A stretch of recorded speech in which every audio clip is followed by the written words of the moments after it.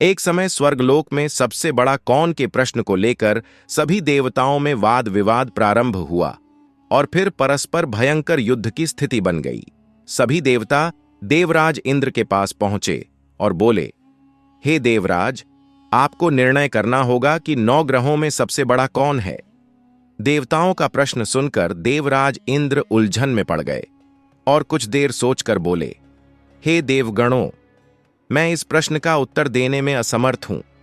पृथ्वी लोक में उज्जैनी नगरी में राजा विक्रमादित्य का राज्य है।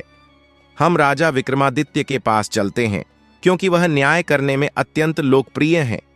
उनके सिंहासन में अवश्य ही कोई जादू है कि उस पर बैठकर राजा विक्रमादित्य दूध का दूध और पानी का पानी अलग करने का न्याय करते हैं। देवराज इंद्र के आदेश पर सभी देवता पृथ्वी लोक में उज्जैनी नगरी में पहुंचे। देवताओं के आगमन का समाचार सुनकर स्वयं राजा विक्रमादित्य ने उनका स्वागत किया।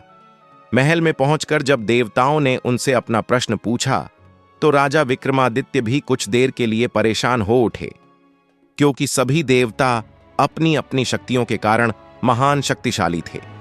किसी को भी छोटा या बड़ा कह देने से उनके क्रोध के प्रकोप से भयंकर हानि पहुंच सकती थी। तभी राजा विक्रमादित्य को एक उपाय सूझा और उन्होंने विभिन्न धातुओं स्वर्ण, रजत, कांसा, तांबा, सीसा, रांगा, जस्ता, अभ्रक व लोहे के 9 आसन बनवाए।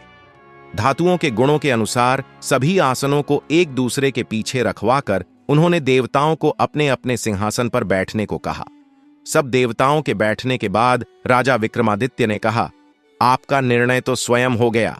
जो सबसे पहले सिंहासन पर विराजमान है वही सबसे बड़ा है।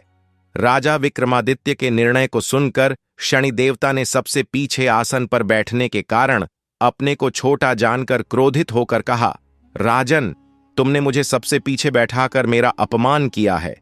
तुम मेरी शक्तियों से परिचित नहीं हो, मैं तुम्हारा सर्वनाश कर दूंगा। सूर्य एक राशि पर 1 महीने, चंद्रमा 2.25 दिन, मंगल 1.5 महीने, बुध और शुक्र 1 महीने, बृहस्पति 13 महीने रहते हैं, लेकिन मैं किसी राशि पर 7.5 वर्ष रहता हूं। बड़े बड़े देवताओं को मैंने अपने प्रकोप से पीड़ित किया है। राम को 7.5 के कारण ही वन में जाकर रहना पड़ा और रावण को 7.5 के कारण ही युद्ध में मृत्यु का शिकार बनना पड़ा। उसके वंश का सर्वनाश हो गया। राजा, अब तू भी मेरे प्रकोप से नहीं बच सकेगा। राजा विक्रमादित्य शनि देवता के प्रकोप से थोड़ा भयभीत तो हुए, लेकिन उन्होंने मन में विचार किया, मेरे भाग्य में जो लिखा होगा ज्यादा से ज्यादा वही तो होगा। फिर शनि के प्रकोप से भयभीत होने की आवश्यकता क्या है। उसके बाद अन्य ग्रहों के देवता तो प्रसन्नता के साथ वहां से चले गए, लेकिन शनि देव बड़े क्रोध के साथ वहां से विदा हुए। राजा विक्रमादित्य पहले की तरह ही न्याय करते रहे। उनके राज्य में सभी स्त्री पुरुष बहुत आनंद से जीवन यापन कर रहे थे। कुछ दिन ऐसे ही बीत गए।